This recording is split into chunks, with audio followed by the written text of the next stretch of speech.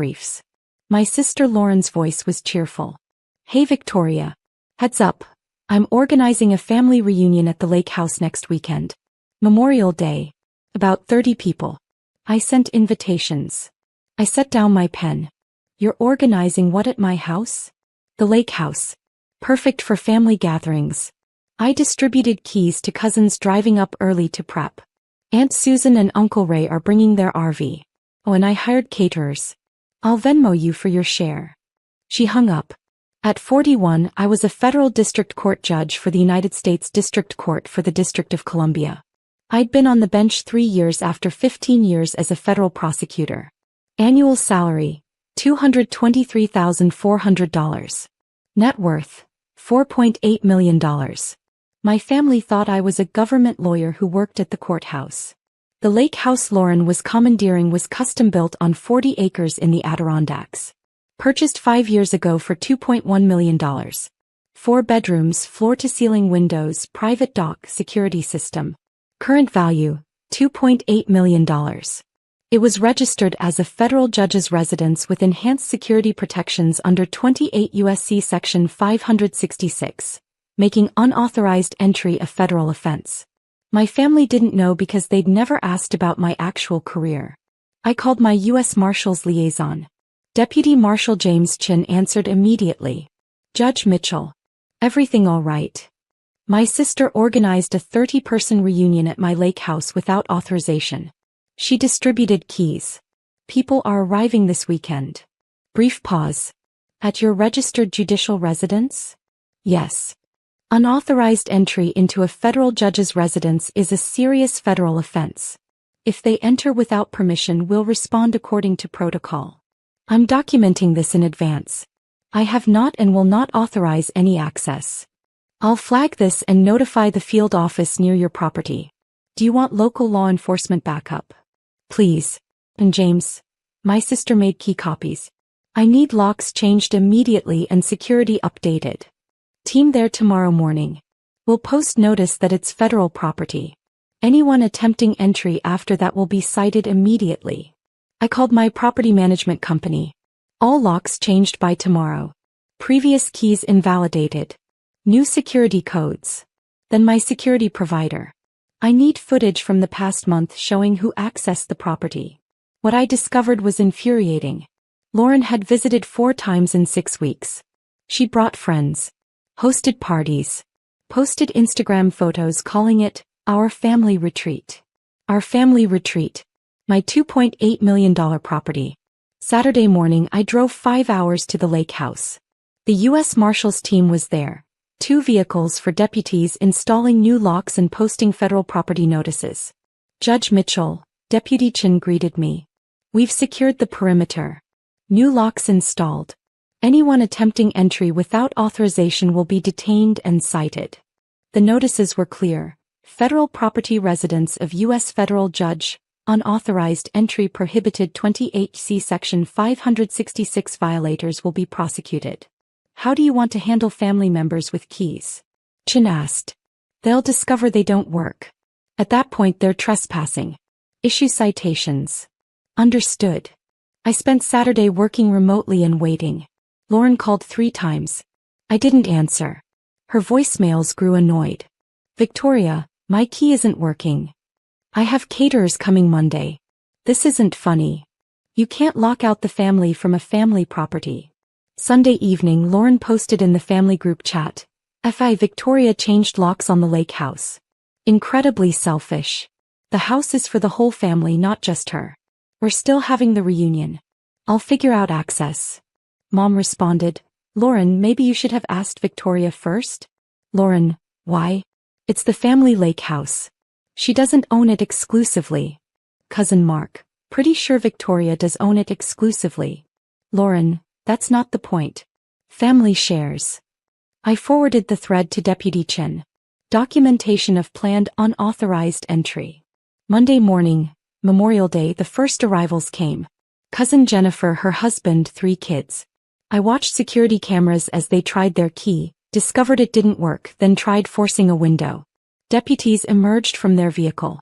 I couldn't hear the conversation, But I saw Jennifer's face go from annoyed to shocked to terrified as deputies explained she was attempting to break into a federal judge's residence. Citations issued. Children crying. Husband arguing. Then Aunt Susan and Uncle Ray in their RV. More deputies. More citations. More shocked faces. By afternoon, Lauren arrived with her husband and my mother. She had a key, confidence, and apparently a prepared speech about family values. She didn't get to deliver it. Hold up. I watched through cameras as Lauren approached with her key, my mother and brother-in-law following. She stopped at the federal property notices. What the hell? Lauren read aloud, Residence of U.S. Federal Judge. This is a mistake. Victoria's not a judge. She's a courthouse lawyer. Mom leaned in. Lauren, this is official federal signage. It's probably a legal technicality to keep us out. The key didn't work. Lauren tried 3 times, increasingly frustrated. Deputy Chin and another marshal emerged. Ma'am, step away. This is federal property. You're trespassing. Lauren spun. Trespassing? This is my family's lake house. This property is registered as the residence of Federal District Court Judge Victoria Mitchell. You're attempting unauthorized entry into a federal judge's residence. A federal offense under 28 U.S.C. Section 566. Federal judge? Lauren laughed. Victoria's not a judge. She does courthouse paperwork. Deputy Chin pulled out credentials. Ma'am, I'm U.S. Deputy Marshal James Chin, assigned to Judge Mitchell's security detail. This is her protected residence. Do you have authorization from Judge Mitchell? Lauren's face cycled through emotions. She's really a federal judge? Yes. Federal District Court for D.C. Do you have authorization? She's my sister. Of course I do. This is the family lake house. That's not how federal property law works. This is owned by Judge Mitchell and registered as a judicial residence with enhanced security. Unauthorized entry is a federal crime. I need identification from all of you. Mom stepped forward. Officer, there's been a misunderstanding. Ma'am, your identification please. As deputies checked IDs and prepared citations, more family arrived. Cousin Mark. Aunt Barbara. The caterers. All stopped by deputies. All receiving the same explanation. Federal judge's protected residence. Trespassing. Citations. The caterers left immediately, threatening to sue Lauren for the deposit. Lauren was nearly screaming. Victoria, I know you're watching. Come out and tell them this is a family house. I opened the front door. Lauren's relief was immediate. Finally. Tell them this is a mistake. You're not allowed here. You organized an event without my permission. You distributed keys without authorization. You posted federal property on social media when you have no ownership interest. I'm your sister. You're trespassing on federal property. Deputy Chin, proceed with citations. Mom looked stricken. Victoria, you're really a federal judge? Why didn't you tell us? I did. 4 years ago when I was nominated. You said, that's nice dear, and changed the subject to Lauren's marketing job. I invited everyone to my confirmation hearing. No one came. We didn't know it was important. A federal judgeship is one of the highest honors in law. It's a lifetime appointment. It came with extensive background checks, Senate confirmation, and enhanced security protocols, including protected residence status. Lauren stared at the notices. So you're like, actually important? I'm a U.S. Federal District Court judge. I preside over federal criminal and civil cases. I make constitutional rulings. And this property is registered as my judicial residence. Unauthorized entry isn't just trespassing. It's a federal offense. We didn't know. You didn't ask. You assumed I was unimportant enough that you could commandeer my property. You made key copies. You've been using this house for parties. You posted it on social media, creating security risks. Then you organized a 30-person gathering without consent. Deputy Chin handed Lauren a citation. Ma'am, you're being cited for attempted unauthorized entry into a federal judge's residence. Federal violation. Court summons within 30 days. Court summons. Lauren went pale. Federal Magistrate Court. You'll need to appear or hire an attorney. Mom received a citation. My brother-in-law. Everyone who'd attempted entry. This is crazy. Lauren said. We're family. Family doesn't make it legal, Chen said. The law protecting federal judges' residences exists because of security threats. You compromised Judge Mitchell's security by distributing keys, posting her property on social media, organizing unauthorized gatherings. How much are these fines? My brother-in-law asked. Up to $1,000 per violation plus potential criminal charges if the U.S. attorney prosecutes. Given multiple violations, key copying, unauthorized entry attempts, security compromises, the U.S. attorney's office will review the case. Lauren looked faint. Criminal charges? Potentially. Judge Mitchell would need to request prosecution. I looked at my sister, my mother, the family scattered around holding citations. I want every key destroyed. Every social media post deleted. Written acknowledgement that you have no ownership interest. And every person who received a key signs a statement they won't attempt access again.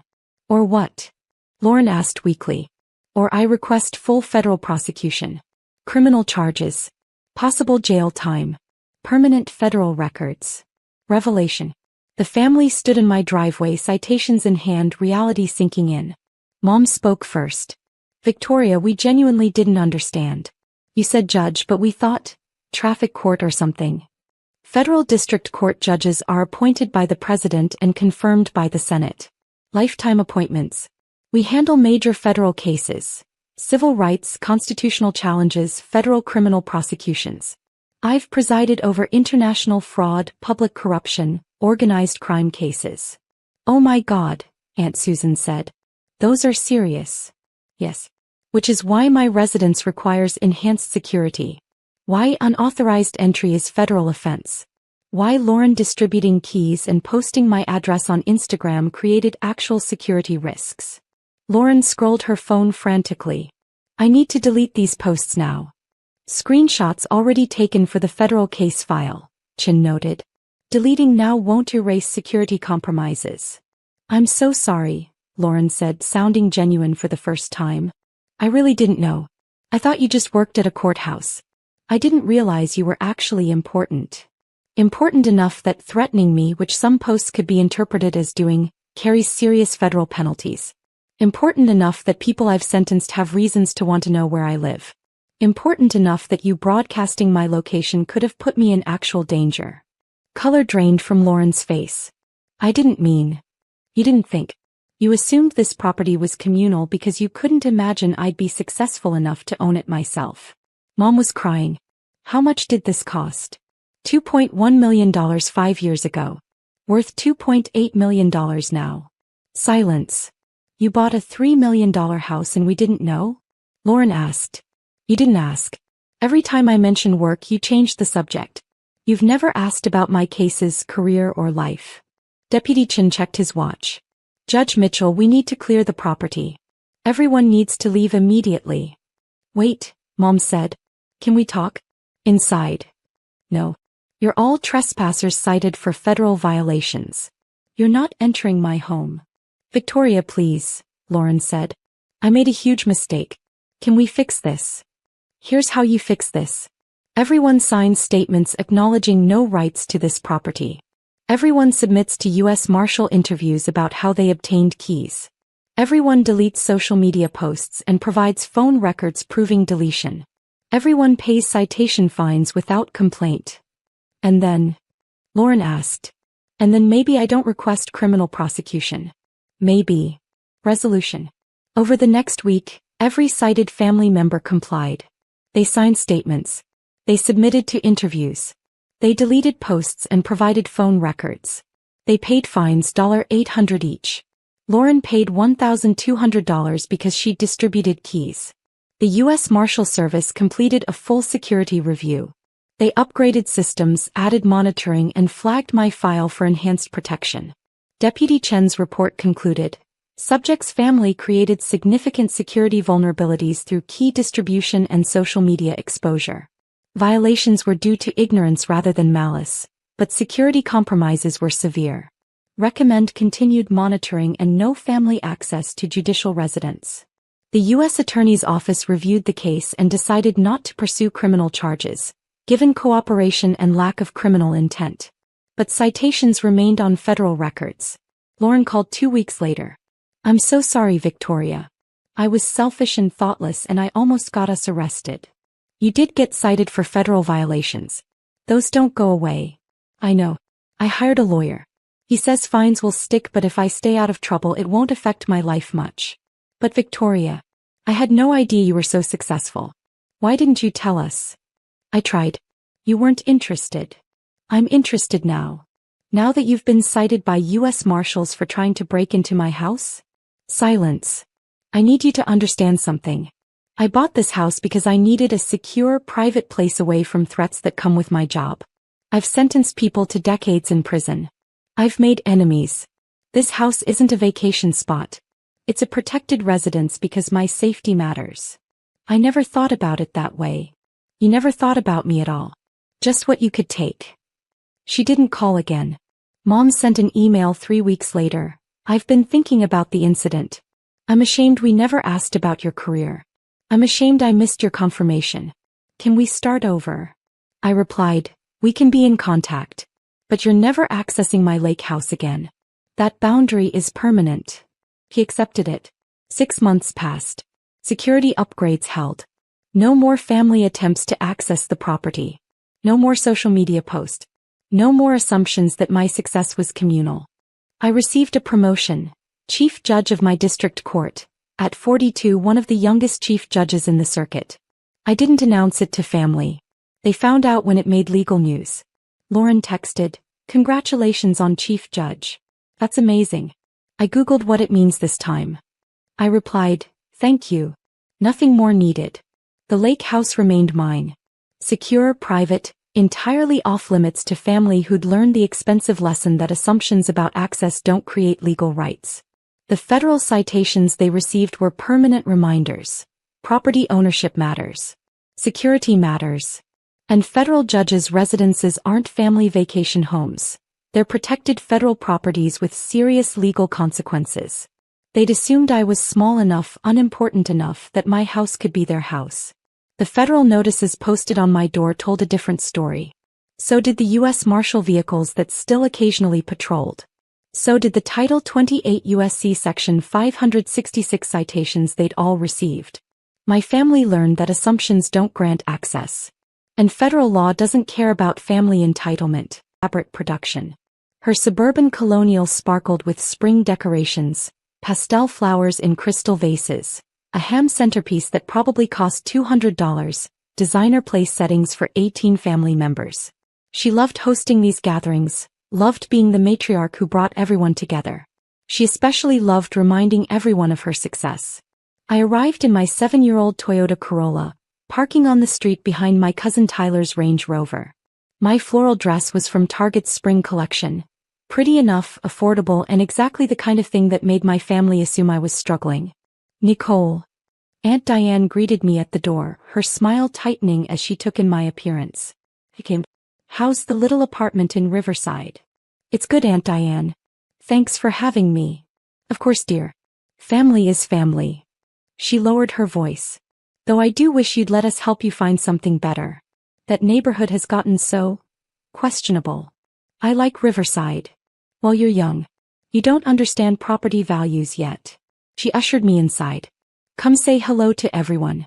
Tyler just bought another investment property, his third this year." Inside, the family had gathered in their usual hierarchies. Uncle Paul discussing stock portfolios with my father.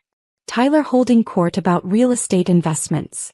My mother trapped in conversation with Diane about European vacation plans. My younger sister Emma spotted me and waved sympathetically. At 28, she was the only family member who didn't treat me like a charity case. "Nicole." Tyler appeared, all smiles and expensive cologne. "Still renting that studio in Riverside? You know, I could help you find something to buy. First-time buyer programs, get you building equity instead of throwing money away on rent." "I'm fine, Tyler. Thanks." "Are you though?" Aunt Diane rejoined the conversation. "You're 34, unmarried, renting in a questionable area. Don't you want stability? Security?" "I have both actually." "Do you?" "Working freelance for that. What do you call it? Property consulting." He said it like I'd claimed to be a fortune teller. "That's not real stability, dear. Tyler jumped in. I keep telling you, Nicole, real estate is where the money is. I've got 3 rental properties now, pulling in almost $6,000 a month in passive income. That's how you build wealth. 3 properties? That's impressive, Tyler. I kept my voice neutral. It's all about thinking big, taking risks, not settling for some tiny apartment because you're afraid to commit. He gestured around Diane's house. Look at Mom and Uncle Paul. They own this place outright plus that investment condo downtown. That's smart money management. Aunt Diane beamed. We've always believed in property ownership. It's how you build generational wealth. I sipped my mimosa and said nothing. Brunch was served. Quiche and smoked salmon, fresh fruit and pastries, bottomless mimosas. The conversation flowed around me, family members sharing updates on careers and achievements. Tyler talked about his latest rental property acquisition. My cousin Sarah discussed her promotion to senior manager. Even Emma, bless her, shared news about her graphic design business landing a major client. When the conversation turned to me, the questions were perfunctory, tinged with pity. Still doing that property consulting work? Uncle Paul asked. Yes. Keeping busy. Any interesting projects? A few things in development. Well, good for you. Staying active. He turned to Tyler. Now, about that downtown condo opportunity you mentioned. After brunch, we moved to the living room for coffee and dessert. That's when Aunt Diane decided to make her announcement. She tapped her coffee cup with a spoon, drawing everyone's attention. I want to share some news that affects our family, she began, her voice taking on that important tone she used for pronouncements. Particularly our dear Nicole. My stomach tightened. As you all know, Paul and I have been building our real estate portfolio. We believe in property ownership as a path to security and wealth. She smiled at me and it wasn't kind. Which is why we've been concerned about Nicole's living situation. Diane, my mother started. No, Melissa, this needs to be said. Nicole has been renting that little studio in Riverside for years. Throwing away money on rent when she could be building equity. Well, Paul and I have decided to help. Uncle Paul nodded. We've purchased the building Nicole lives in. Closed on it 2 weeks ago. It's an investment property for us, but it also gives us an opportunity to help family. The room went quiet.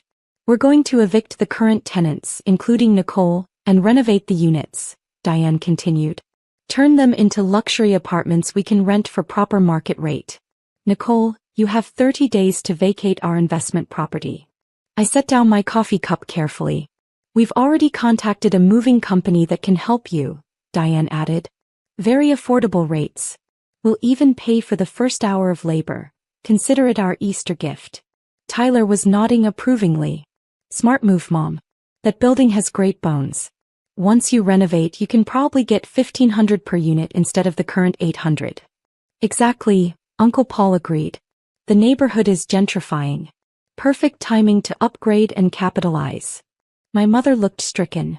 Diane, you're evicting your own niece? We're helping her, Melissa. This will force Nicole to finally buy something instead of wasting money on rent. Sometimes tough love is the kindest approach. Where is she supposed to go? Emma demanded. There are plenty of apartments available. Nicole is a grown woman, she can figure it out. Diane turned to me with that practiced sympathy. Dear, I know this seems harsh, but you'll thank us eventually. This is the push you need to get serious about your financial future. I pulled out my phone and opened my property management app. The one connected to Riverside Property Group, the LLC I'd created 9 years ago specifically for real estate investments. Aunt Diane, I said calmly, what's the address of the building you purchased? Why does that matter? Humor me. She exchanged glances with Uncle Paul. 742 Riverside Avenue. We closed 2 weeks ago for $375,000. Cash purchase. I navigated to my property database.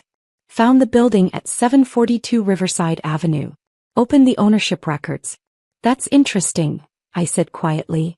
Because according to county records, 742 Riverside Avenue is owned by Riverside Property Group, LLC. Has been since 2016. I'm looking at the deed right now. Tyler grabbed my phone. That's impossible. My parents just bought that building. Your parents bought 752 Riverside Avenue, I corrected. Different building. Same street. The room went silent. But the realtor said, Uncle Paul pulled out his phone, scrolling frantically through emails. His face went white. Oh God. It is 752. So you didn't buy Nicole's building? My mother asked. No, we bought the building next door. Diane was looking at me strangely now. But how do you have access to property records for? Because I own 742 Riverside Avenue. I pulled up the full ownership documentation. I purchased it in 2016 for $290,000. 12 units, all occupied, generating about $11,000 in monthly rental income. Tyler's mouth fell open. I also own 738 Riverside Avenue, I continued, pulling up more records. That's a 16-unit building I acquired in 2018. And 721 Riverside Avenue, 8 units, purchased in 2020. Plus properties on 4th Street, Maple Avenue and Harbor Boulevard. How many properties? My father asked quietly. I own 23 residential buildings in the Riverside and downtown areas. Total portfolio value is approximately $14.6 million. Annual rental income last year was just over $1.2 million. Aunt Diane had gone completely pale. The property consulting I do? I looked around the room. I consult on my own properties. Property management, tenant relations, renovation planning. That's my full-time job, managing my real estate portfolio. But you drive a Toyota, Tyler stammered. You live in a studio apartment. I drive a paid-off car with excellent gas mileage. And I live in a studio because it's part of my property portfolio and I like being on-site to handle tenant issues quickly. I pulled up another screen. The studio I live in. I designated it as owner-occupied in my LLC. I don't pay myself rent. $14 million, Uncle Paul whispered. In property value, yes. My equity position is about $9.3 million after mortgages. Though I've been paying those down aggressively. Emma started laughing. Oh my God. This is perfect. What about the eviction notice? My mother asked. I turned to Aunt Diane. You said you're evicting tenants from your building at 752 Riverside? She nodded mutely. That building has 18 units. You purchased it for $375,000, which means you probably got a deal because it needs work. I pulled up the property records for 752. Looking at the previous owner. Interesting. That was a distressed sale. The building has significant deferred maintenance, plumbing issues, electrical problems, foundation concerns. The inspector mentioned some repairs needed, Uncle Paul admitted. Some repairs. That building needs about $200,000 in renovations to be safely habitable at luxury rates. You'll need to evict all tenants, which will take months and probably involve legal battles. Then you'll need permits, contractors, financing for the renovation costs. Tyler was scrolling through his phone frantically. Mom, Dad, why didn't you tell me about this purchase? I could have. We wanted to surprise the family, Diane said weakly. You surprised us all right. I looked at my aunt. Here's what's actually happening with your building. The tenants at 752 Riverside have been organized by a tenant advocacy group. They're fighting the evictions. You're looking at a legal battle that could last a year. How do you know that? Uncle Paul demanded. Because I know the neighborhood. I know the advocacy groups. I know which buildings are good investments and which are money pits. I met his eyes. 752 Riverside is a money pit. The previous owner couldn't afford the repairs and sold at a loss. You overpaid by about $75,000. His face went from white to red. As for the eviction notice I received, I said, turning back to Diane, I didn't receive one. You don't own my building. You can't evict me from property I own. But you said, Diane started. I said you were evicting current tenants. I am a current tenant at 742 Riverside. I'm just also the landlord. I pulled up my email. Though interestingly, I did send an eviction notice this week. To the tenant in Unit 4B at 721 Riverside Avenue. Tyler's eyes went wide. That's my rental property. I live in 4B.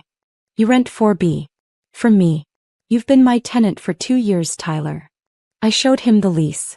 Riverside Property Group owns that building. You pay me $950 a month. That's impossible. My landlord is some property management company. Riverside Property Management. That's my company. I manage my own properties. I pulled up his rental history. You've been a decent tenant, actually. Rent always on time, no complaints. But you violated the lease terms last month. How? You subleased the spare bedroom on Airbnb without permission. That's grounds for eviction. His face went completely white. The eviction notice went out Tuesday, I continued. You have 30 days to vacate my investment property. The silence in the room was absolute. You're evicting your own cousin? Diane's voice was shrill. I'm enforcing my lease terms. Just like you planned to evict me, except I actually have the legal authority to do it. Nicole, please, Tyler started. Here's what's going to happen, I said, closing my phone. Tyler, you can stay in 4B if you agree to updated lease terms. No subletting, no exceptions. And your rent is increasing to market rate, $1,200 per month. That's a 25% increase. That's the current rate for comparable units in that neighborhood. I've been undercharging you because you're family. He sank into his chair. As for Aunt Diane and Uncle Paul, I continued, you're welcome to proceed with your renovation plans for 752 Riverside. But you should know that the tenant advocacy group is very effective, the repairs will cost more than you budgeted, and the neighborhood rental market is about to shift. Shift how? Uncle Paul asked nervously. I'm renovating 3 of my buildings this year and upgrading to compete in the luxury market. That will put downward pressure on surrounding properties.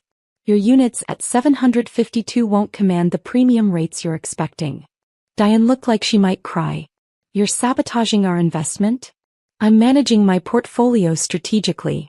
That's what real estate investors do. I softened slightly. But I'm not cruel. If you want guidance on the renovation, I'm happy to share my contractor recommendations and help you navigate the permit process. Family discount on consulting fees. You'd help us. Uncle Paul sounded shocked. Your family. You made a bad investment because you didn't do proper due diligence. I can help you minimize the damage. I looked at Diane. But first, you need to apologize for trying to evict me from property you didn't own and for spending years assuming I was failing just because I live modestly. Diane's perfect composure crumbled. Nicole, I'm so sorry. Thought I was helping. I thought you needed guidance. You thought I was beneath you. That's different from wanting to help. You're right. I've been awful. Tears streaked her makeup. Can you forgive me? Eventually. Right now, I need you to understand that success doesn't always look like Range Rovers and designer handbags. Sometimes it looks like a paid-off Toyota and a property portfolio worth $14 million. Emma was openly grinning now. This is the best Easter ever. My father spoke up. Nicole, why didn't you tell us? About the properties, the success, all of it. Would you have believed me? Or would you have assumed I was exaggerating like you always do when I try to talk about my work? He looked ashamed. We should have asked more questions. Actually listened. Yes, you should have. I stood up. Thank you for brunch, Aunt Diane. It was enlightening. You're leaving? My mother asked. I have a property inspection at 3. One of my 4th Street buildings needs a new roof. Can I come? Emma asked eagerly. I'd love to see how you run your business. I smiled. Sure. I'll show you everything. As we walked to my modest Toyota, Emma laughed. The look on Tyler's face when you told him you were his landlord, priceless. He's been bragging about his 3 rental properties for months. He didn't realize one of them was mine. Are you really going to evict him? No. He's actually a good tenant when he follows the rules. But he needed to understand there are consequences. My phone buzzed. A text from Uncle Paul. Asterisk, can we talk tomorrow? About renovation consulting? We're in over our heads. Asterisk. I replied. Asterisk, Tuesday at 2 p.m. My office. We'll discuss your options. Asterisk. Emma read over my shoulder. You have an office? Suite 400 at the Riverside Commerce Building. I own that too. Bought it in 2019. I grinned. Want to see it? Absolutely. As we drove past the buildings I owned, past the properties I'd carefully acquired and managed, I thought about family and assumptions and the sweet satisfaction of proving yourself on your own terms. My aunt had tried to evict me from property she didn't own. Instead, she discovered I was her nephew's landlord and a real estate investor who'd built something she could only dream of. And honestly, The eviction notice Tyler received was just the beginning of his education. Some lessons are best learned through experience, and champagne flutes. Dad's retirement party was exactly the kind of event he deserved. 100 guests, live jazz trio, premium open bar, and enough corporate executives to fill a Forbes conference. After 38 years as a petroleum engineer, Daniel Garrett was finally stepping away from the oil fields. I'd arrived quietly, slipping in through the side entrance to avoid the receiving line. My black jeans, vintage blazer, and canvas sneakers weren't exactly cocktail attire, but I'd come straight from a site inspection at our new headquarters in Austin. I hadn't had time to change. Marcus spotted me immediately. "Sophie." His voice carried across the room, drawing heads. My older brother looked pristine in his tailored Tom Ford suit, his wife Vanessa dripping in jewelry beside him. "You actually showed up. We had bets going." I hugged Dad, who looked distinguished in his navy suit. "Congratulations, Dad. You earned this." "Thanks, sweetheart." He glanced at my outfit and I saw the familiar flicker of disappointment. "Glad you could make it." Mom appeared, resplendent in emerald silk. Her smile was warm, but her eyes did a quick inventory of my appearance. "Sophie, darling. How casual." "I came from work," I said simply. "Of course you did." Marcus accepted a champagne flute from a passing waiter. "Still doing that freelance thing?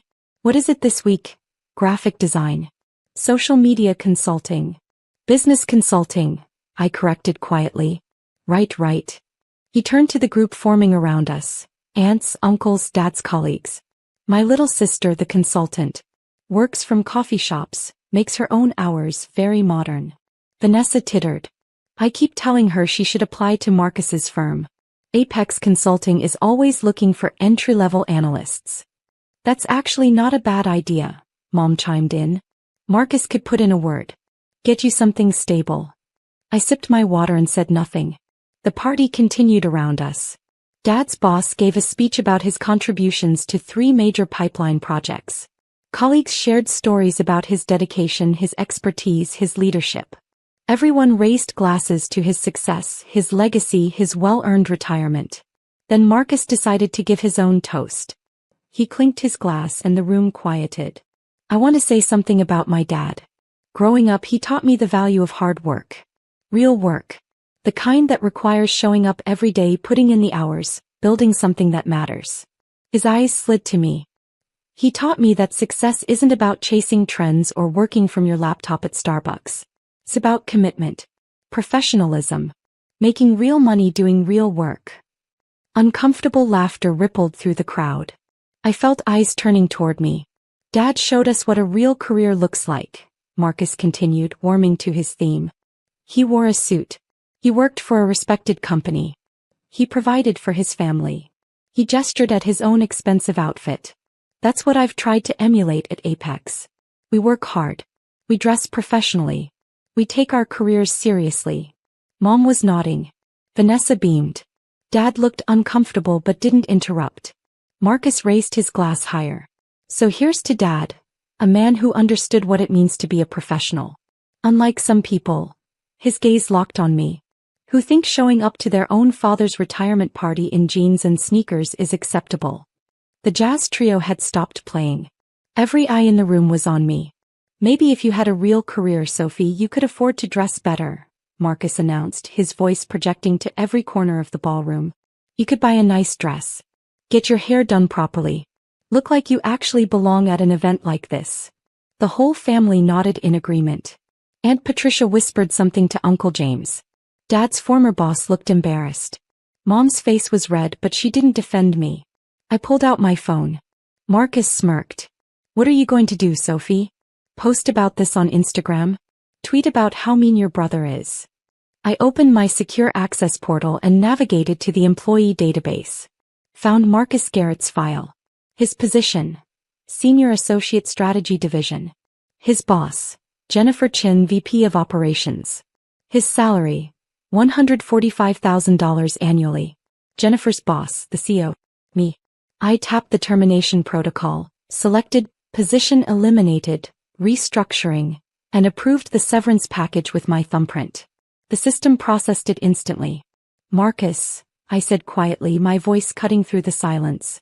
Your position at Apex Consulting was just eliminated. He laughed. What are you talking about? Check your email. Sophie, this isn't funny. Your email. Something in my tone made him pull out his phone. I watched his face as he opened his work account. Watched the color drain. Watched his hands start shaking. This is a mistake. Someone hacked.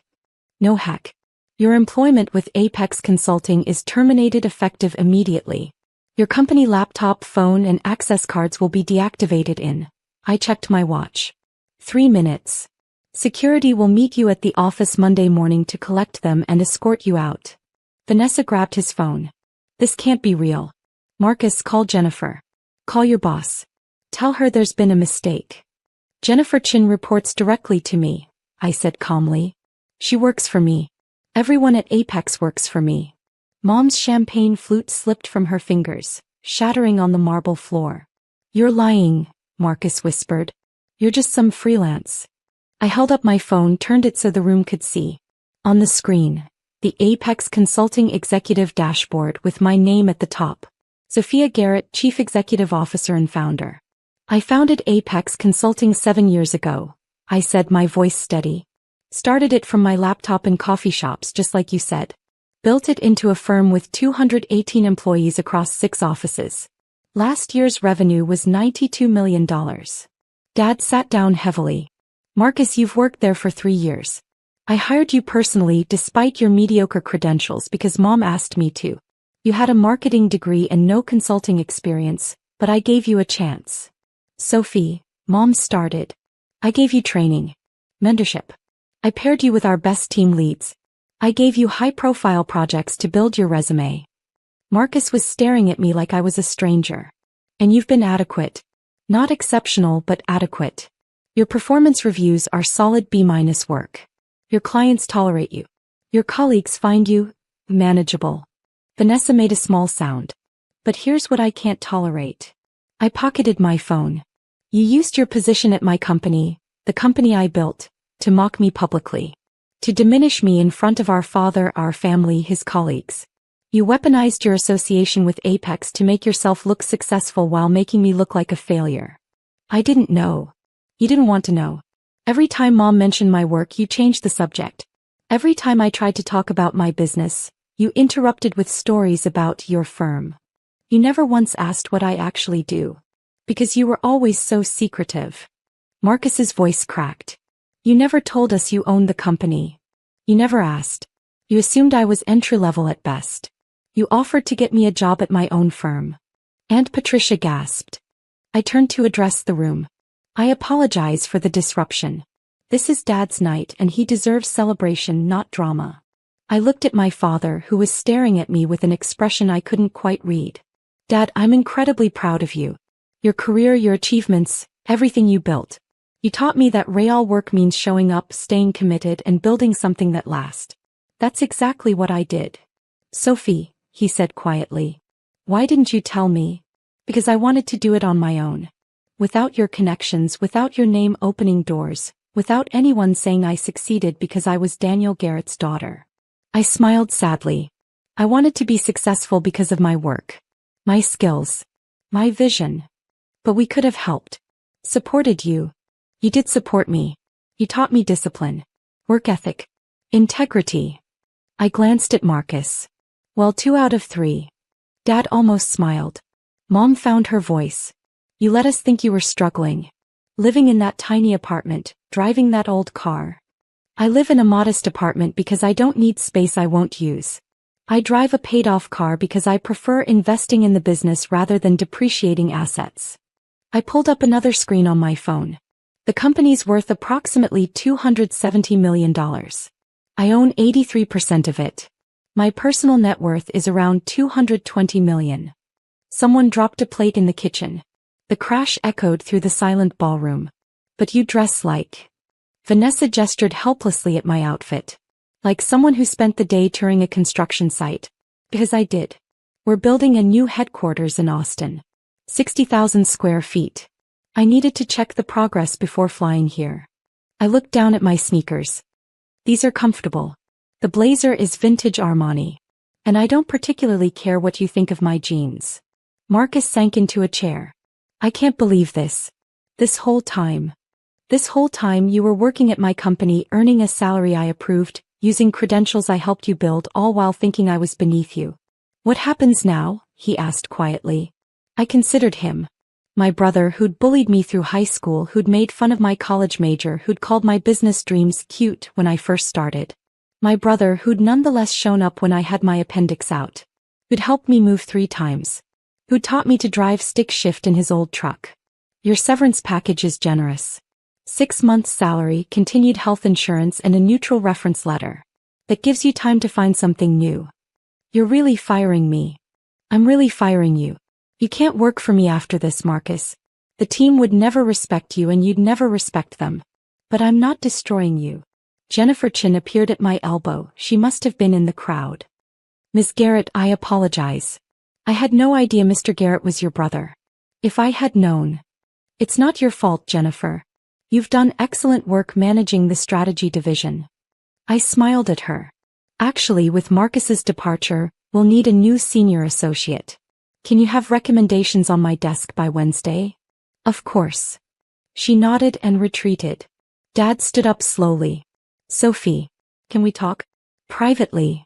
We stepped out onto the terrace overlooking the city lights. The night air was cool, carrying the scent of jasmine from the hotel gardens. I'm sorry, he said finally. Your mother and I, we didn't see you. We didn't ask the right questions. You were busy with your own career. I understand. That's not an excuse. He turned to face me. You built something extraordinary.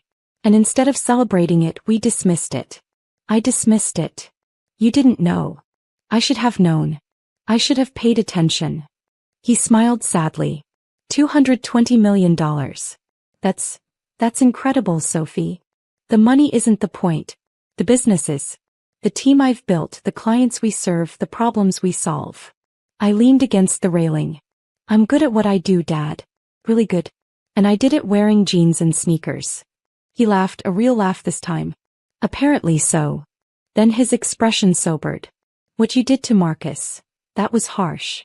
It was necessary. I know. I'm not questioning it. I'm just. He sighed. He's my son too. I hate seeing him hurt. He'll land on his feet. His resume has Apex on it. That carries weight. He's skilled enough to find something comparable. Will you ever forgive him? I thought about that. Eventually. But right now he needs to understand consequences. He needs to learn that actions matter, that how you treat people matters, and that assumptions can cost you everything. Dad nodded slowly. You learned that from me. I learned a lot from you. More than you realize. We stood in silence for a moment watching the city lights. Can I ask you something? Dad said finally. Why consulting? With your business acumen you could have done anything. Because I love solving problems. I love walking into a struggling company and figuring out how to turn it around.